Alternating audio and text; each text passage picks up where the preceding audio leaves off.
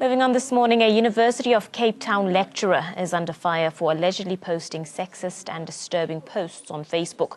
Engineering lecturer Arthur Mabantsela sent shockwaves on social media when his post admitting to having wanting to rape and kill his toddler due to depression emerged. He also referred to women as hoes, blasting them for attracting playboys. Mabantsela alleged that women shouldn't have ignored nerds at school and suggested that they were too promiscuous. UCT says it is investigating the matter and a formal pre-suspension hearing has been called. The institution has labelled Mabantsela's post as gravely unacceptable and disturbing. Mabantsela has been a lecturer at UCT since 2015. Now, for more on this, we are joined on the phone line by spokesperson of UCT, Elijah Moholola. Good morning to you, spokesperson. Thank you for joining us here on Afro Worldview. I think first and foremost, let's start by UCT's reaction to these social media posts by one of its lecturers. Good morning, Abigail, and good morning to the viewers. I think it was highly disturbing to have this type of post brought to the attention of the university executive. We worried because we found the content to have been highly out of alignment with the UCT values, which is why as soon as this was brought to the university's attention, it was treated as urgently as we could to try and look at it and see what other formal measures can follow in handling this case. Has action been taken against the lecturer who allegedly posted these things on social media? What action has been taken by UCT as yet?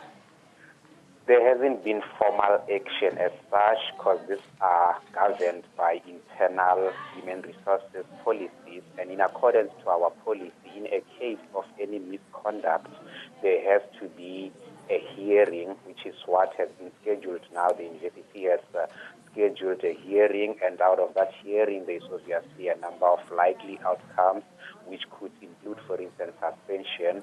And also, in a case of misconduct, the university would have to investigate to ensure that there is sufficient evidence that can be placed as part of the case. So those are the two processes that are now underway. A hearing will be held, and upon its conclusion, there will be an outcome. While that hearing is being scheduled, there is actually investigation into this matter. And while those two are also ongoing, we have had a situation where the lecturer has been requested to discontinue for the time being from doing any teaching work. So as we speak, he's not going to be continuing with any teaching work until after this matter has been concluded.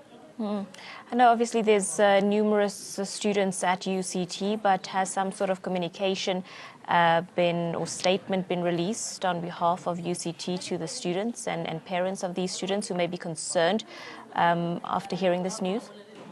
Yes, a formal statement was released to the faculty in the Faculty of Engineering and the Built Environment. So a formal statement has been issued to the students in that faculty as those that are directly affected by this development, and they have been assured that action is being taken to ensure that this matter is addressed as urgently as possible, part of which is the action to have him not continuing to do any teaching work until the matter reaches its conclusion. All right, spokesperson, thank you very much for your time and providing these details to us this morning.